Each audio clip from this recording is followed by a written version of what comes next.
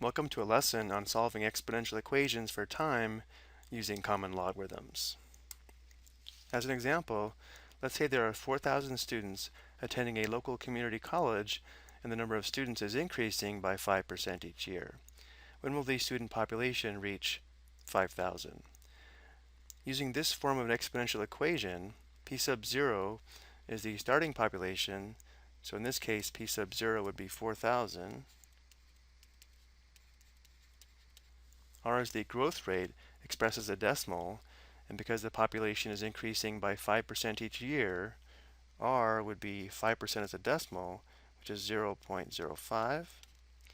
And the question is, when will the student population reach 5,000, where P sub n is the population after n years.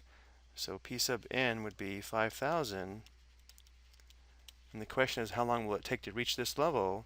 Therefore, n, the number of years, is the unknown.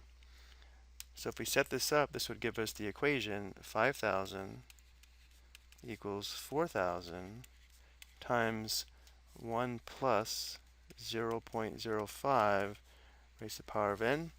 Simplifying one more time gives us this equation here. 5,000 equals 4,000 times 1.05 raised to the power of n.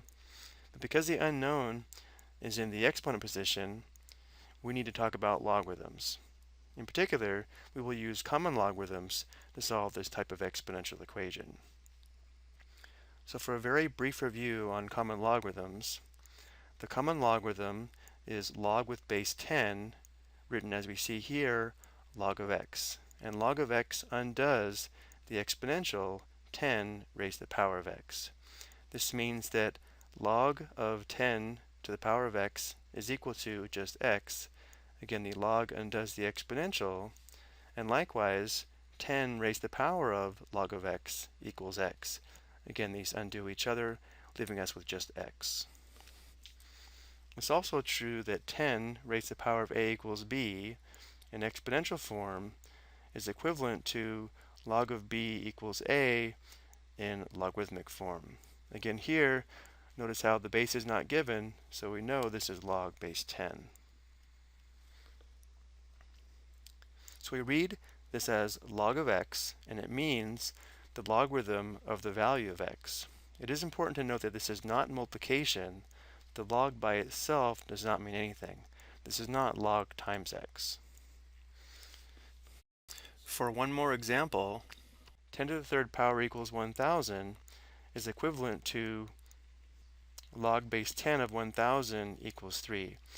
Notice how I did include the base here for illustration purposes, but because this is base 10 or common log, we normally would not include this base. But to check this, we can always start with the base. 10 raised to the power of 3 must equal 1,000. But there is one property of logarithms that we have to review before we can go back and solve our exponential equation. And this is the exponent property, sometimes called the power property of logarithms, which tells us that log of a raised to the power of r is equal to r times log of a.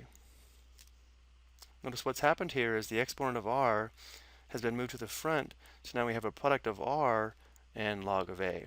The proof of this is given here, but to save some time, I'm not going to walk through this now, but you're welcome to pause and review this.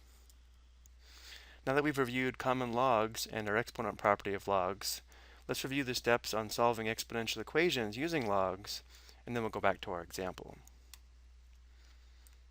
Step 1, we want to isolate the exponential part of the equation. Step 2, we'll take the log of both sides of the equation. Step 3, we'll use the exponent property of logs to write the exponential with the variable exponent multiplying the logarithm. And then 4, we'll divide as needed to solve for the variable. So going back to our example, we want to begin by isolating the exponential part, which is 1.05 raised to the power of n. So for our first step, we'll divide both sides by 4,000. So this will simplify to 1.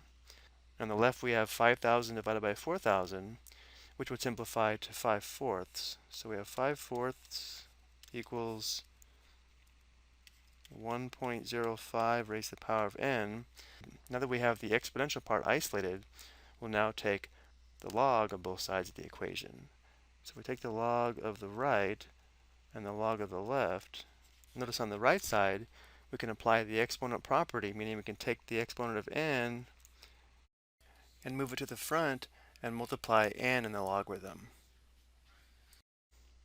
So now we have log 5/4 equals n times log of 1.05. Now because we have a product here, we can solve for n by dividing both sides by a log of 1.05.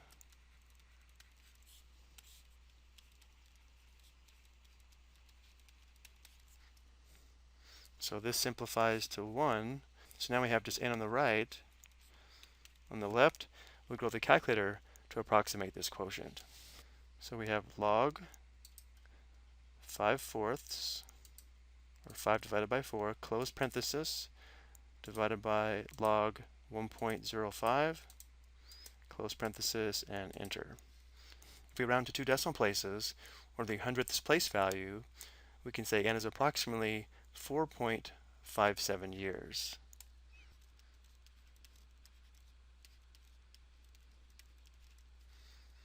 Which means in this situation, it'll take approximately 4.57 years for the student population to reach 5,000. Let's take a look at a second example. Inflation causes things to cost more and for our money to buy less.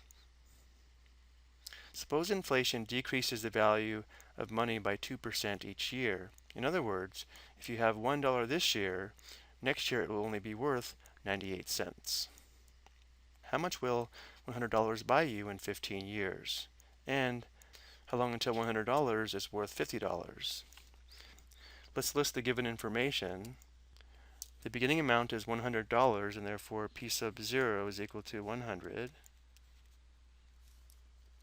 R, the rate of change, is it's decreasing 2% each year, and therefore R would be negative 2%, or as a decimal, that would be negative 0.02. And for the first part of the question, they're asking us how much $100 is worth in 15 years, and therefore n is equal to 15. So to answer this first question, we won't need logarithms, but we will for the second part. To find the value of the $100 in 15 years, we want to find P of 15.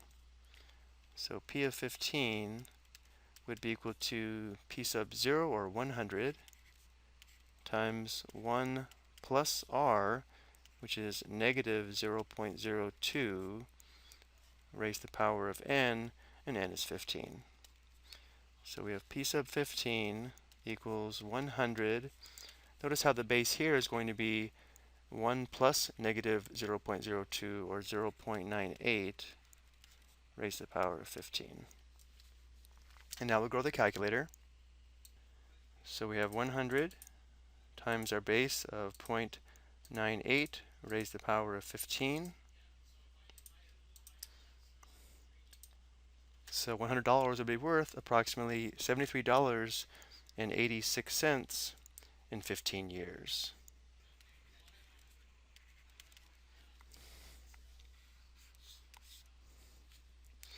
Now we'll have to use a second setup to determine how long until $100 is worth $50. So to answer the second question, P sub 0 is still 100, R is still negative 0.02, but now we don't know n because we're trying to find when P sub n, the value after n years, is equal to $50. So now the setup is going to be the equation 50 equals P sub 0, which is 100. We already know that 1 plus R is going to be 0.98 from the last example, raised to the power of n. So notice here, because the variable is in the exponent position, we will have to use logarithms to solve this. So again, the first step is to isolate the exponential part. So we'll divide both sides by 100. Notice here we just have 1/2. So we have 1/2 equals, this would be 0.98 raised to the power of n. Now here's where we'll take the log of both sides of the equation. By taking the log of both sides of the equation, now we can apply the power property or exponent property of logarithms and take the exponent of n and move it to the front and multiply it by the logarithm.